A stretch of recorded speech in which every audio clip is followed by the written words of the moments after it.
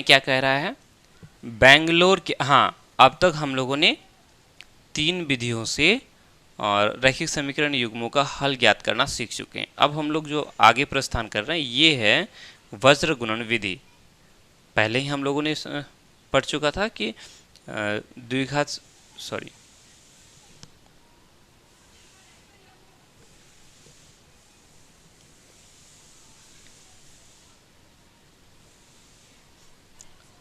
उदाहरण 14 में क्या कह रहा है, बेंगलोर के एक बस स्टैंड से, बेंगलोर का एक बस स्टैंड है, यदि हम 2 टिकट मल्लेश्वरम के तथा 3 टिकट यशवंतपुर के खरीदें, 2 टिकट मल्लेश्वरम का और 3 टिकट यशवंतपुर का, कुल 5 टिकट हो गया, लागत हो गया 46 रुपये, 46 रुपये किराया हो गया।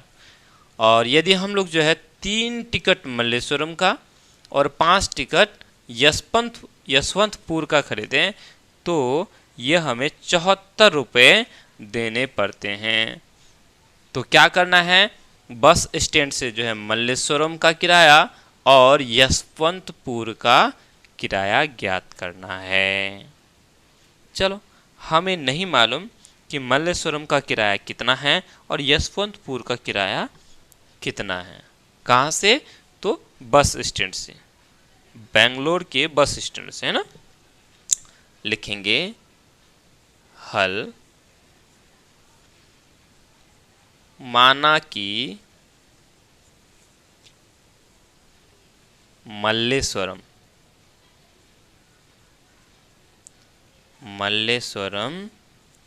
का किराया कितना है, x रुपया। जो नहीं मालूम होता है वो हम लोग मान लेते हैं, मान लिया। उसके बाद यशवंतपुर का किराया कितना है, यशवंतपुर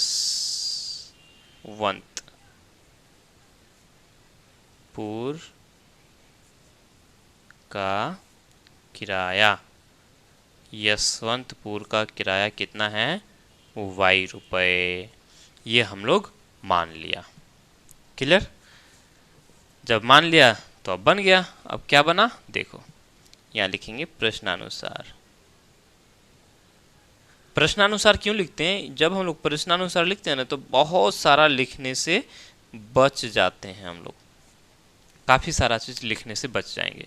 तो प्रश्न में क्या कह रहा है, 2 टिकट मल्लेश्वरम का, देखो मल्लेश्वरम का किराया कितना है, x रुपया, 2 टिकट लेंगे तो 2x रुपया हो जाएगा। तो ये हो गया मल्लेश्वरम का किराया 2x रुपया। और यशवंतपुर का 1 टिकट का किराया है y रुपया, तो 3 टिकट खरीदेंगे तो क्या रुपया हो गया, 3y रुपया हो गया। 2 टिकट यशवंतपुर का, 3 टिकट 2 टिकट मल्लेश्वरम का, 3 टिकट यशवंतपुर का, कुल मिलाकर कितना रुपया हो गया, 46 रुपये। ये हमारा समीकरण 1 हो गया। सॉरी, अब हम लोग जो है, हाँ रहने दो, ये हमारा ध्यान रहे। अब इनको जो है ना हम लोग अब तक हम लोगों ने ग्राफी विधि से हल करना सीखा, प्रतिस्थापन विधि से हल ज्ञात करना सीखा और विलोपन विधि से हल ज्ञात करना सीखा। अब हम लोग जो है इधर आगे वज्र गुणन विधि के माध्यम से हल ज्ञात करेंगे। तो वज्र गुणन विधि में जब हल ज्ञात करेंगे तो इसको जो ना बराबर की इस पार नहीं रखना है, इधर लेके आ जाना है, ठीक है। इसको थोड़ा आगे बढ़ा के यहाँ समीकरण 1 न मान करके, चलो इसको काट दो, यहाँ समीकरण न मान करके इसको थोड़ा सा आगे बढ़ाओ, इसको इस पार लेके आ जाओ। तो क्या हो जाएगा, 2x जोड़ 3y, ये 46 जोड़ में है, बराबर की इस पर आ जाएगा तो ये घटा में हो जाएगा। अब बराबर की इस पर कुछ नहीं बचा, मतलब 0 बच गया। इसको समीकरण 1 बोल दो, समीकरण 1 हो गया, राइट। चलो पहला क्लियर हो गया, लिखेंगे तथा। अब 2 कंडीशन है ना, एक और कंडीशन है, कहता है कि 3 टिकट मल्लेश्वरम का, 1 टिकट का x रुपया, तो 3 टिकट का 3x रुपये। क्लियर। 5 टिकट यशवंतपुर का, 1 टिकट यशवंतपुर का y रुपये, तो 5 टिकट का 5y रुपये, बराबर कितने हो जाएंगे, बराबर जो है ₹74 हो गया। ठीक है, इसको भी इसी तरह से कर लेंगे, लिखेंगे या 3x जोड़ 5y, 74 को इधर लेके आए तो घटा 74 बराबर 0। ये हमारा समीकरण 2 बन गया। ठीक है, क्लियर। चलो अब हमें क्या करना है, x और y का मान ज्ञात करना है। कौन सी विधि से ज्ञात करेंगे, वज्र गुणन विधि से, वज्र गुणन विधि से। ठीक है, समझ में आई बात। चलो तो यहां देखो, सहूलियत के हिसाब से हम लोग क्या कर सकते हैं इसको,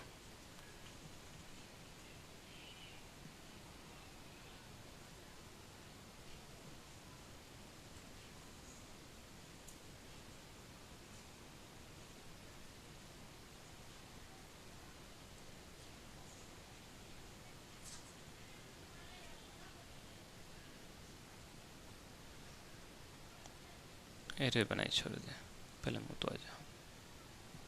ठीक है, और बात हो बता होती बनाओ।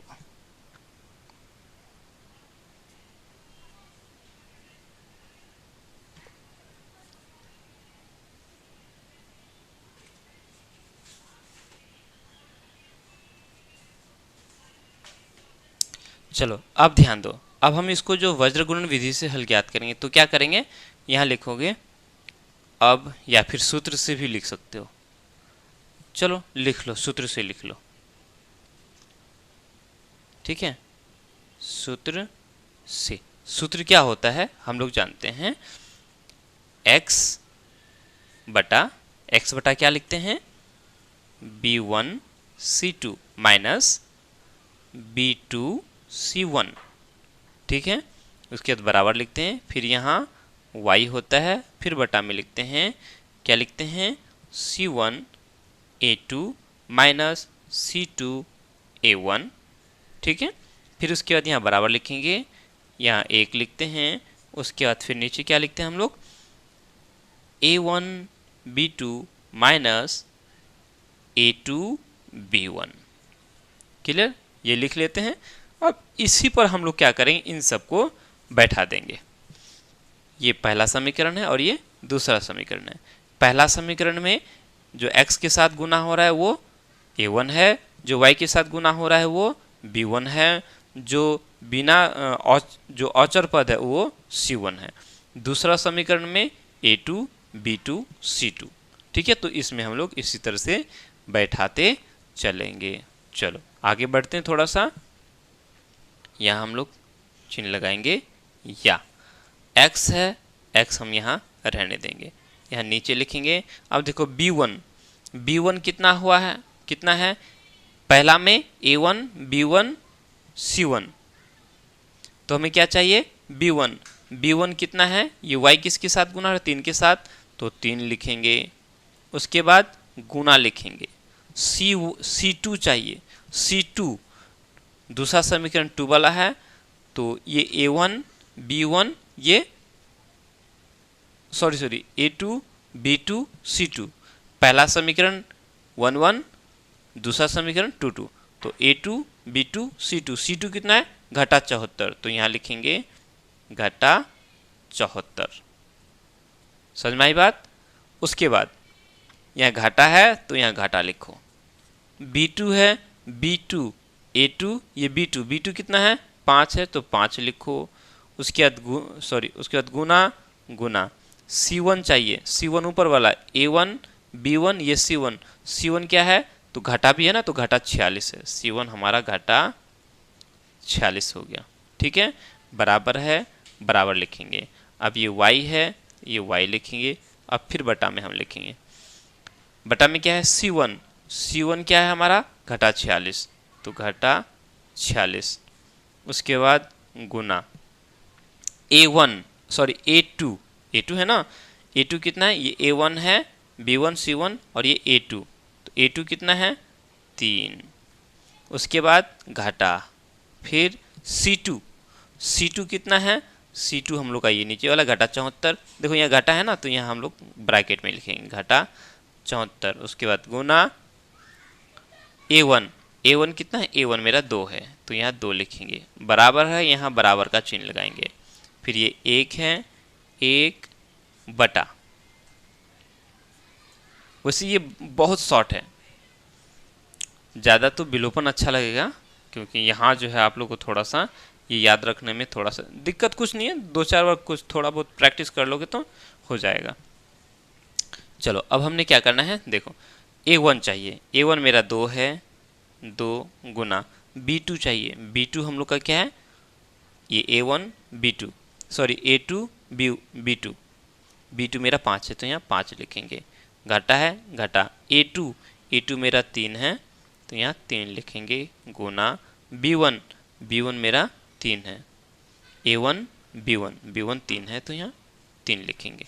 क्लियर, यहाँ तक क्लियर। चलो अब हम इसको थोड़ा सा आगे बढ़ाएंगे, तो आगे क्या होगा, यहाँ देखो x बटा 3 और 74 को गुना करेंगे तो कितना हो जाएगा, ये हो जाएगा 3 4 तिया 12 का 2, हाथ में रहा 1, 7 तिया 21 और 1 22 है ना, 22 हो गया। ये घटा है, जोड़ गुना घटा ये घटा हो जाएगा, इतना तो समझती ही हैं। उसके बाद देखो ये घाटा और यहाँ भी घटा है तो घाटा गुना घाटा क्या हो जाएगा, जोड़ हो जाएगा है ना। अब 5 और 46 को गुना करेंगे तो 6 5 से 30 का 0 हाथ में रहा 3, 4 5 से 20 और 3 23, 230 हो गया, यही हो ना, बराबर। अब ये y बटा, देखो अब 46 और 3 को भी गुना करना है तो कितना हो जाएगा, 6 तिया 18 का 8, हाथ में रहा 1, 4 तिया 12 और 1 13, ये घटा है, घटा गुना 3 के साथ चिन्ह जोड़ है तो घटा गुना जोड़ क्या हो जाएगा, घटा हो जाएगा। अब देखो यहाँ भी घटा यहाँ भी घटा तो घटा गुना घटा क्या हो जाएगा, जोड़। और 74 और 2 को गुना करेंगे तो 4 दूनी 8, 7 दूनी 14। क्लियर, अब आगे बढ़ेंगे, ये 1 बटा 2 5 6 10 घटा 3 तिया 9, कोई दिक्कत यहाँ तक, कोई दिक्कत नहीं। आगे बढ़ेंगे, चलो आगे बढ़ेंगे, ये कितना हो जाएगा, x बटा, देखो 230 में से 222 चला जाएगा तो कितना बचेगा, 230 में से 222 चला जाएगा तो 8 बचेगा, बराबर y बटा, देखो यहाँ है 148 में से 138 चला जाएगा तो 10 बचेगा, ये ऊपर 1 और नीचे देखो 10 में से 9 चला जाएगा तो 1 बचा, बन गया। तो यहाँ तक बन गया, अब काम करना है आगे। देखो वैसे 1/1 का मतलब 1 ही होता है, खैर कोई बात नहीं। अब हमने क्या करना है, पहले x बटा 8 और 1/1 को लेना है, दोबारा फिर y बटा 10 और 1/1 को लेना है, दो अलग अलग बार करके हमें लेना है, ठीक है। चलो यहाँ देखो लिखेंगे, या पहले लिखेंगे 8 बटा सॉरी x लिखेंगे, ठीक है, x बटा 8 बराबर ये जो 1 है ये 1 लिखेंगे, 1/1 का मतलब 1 ही होता है, 1 ही लिखेंगे, ठीक है। या अब ये कितना, इस 8 को बराबर के उस पर लेके आया जाएगा तो 1 के साथ गुना हो जाएगा, क्योंकि यहाँ भाग हो रहा है, बराबर किस पर जाएगा तो गुना हो जाएगा, यानी x बराबर 8 गुना 1 क्या हो जाएगा, 8 हो गया, ठीक है। और एक बार हम क्या करेंगे, y बटा 10 बराबर 1 लेंगे, 1/1 का मतलब 1 ही होता है, अगर बटा में कुछ होता तो उसको भी ले लेते, ठीक है। या y बराबर कितना हो जाएगा, ये 10 1 के साथ गुना हो जाएगा, 10 का 10 हो गया, x बराबर 8 और y बराबर 10 आ गया। चूंकि ये 10 y के साथ भाग हो रहा है, बराबर के उस पर जाएगा तो गुना हो जाएगा, 1 के साथ गुना हो गया। क्लियर, समझ में आई बात। x और y हम लोगों ने क्या माना है, x हम लोगों ने माना है मल्लेश्वरम का किराया और y क्या, यशवंतपुर का किराया। तो लिखेंगे अतः, है ना, ये और आसान है, वज्र गुणन विधि और भी आसान है। लिखेंगे बेंगलुरु बेंगलुरु बस स्टैंड से मल्लेश्वरम का किराया ना, मल्लेश्वरम का किराया कितना रुपए है? 8 रुपये। ठीक है, तथा किसका किराया? यशवंतपुर का किराया, यशवंतपुर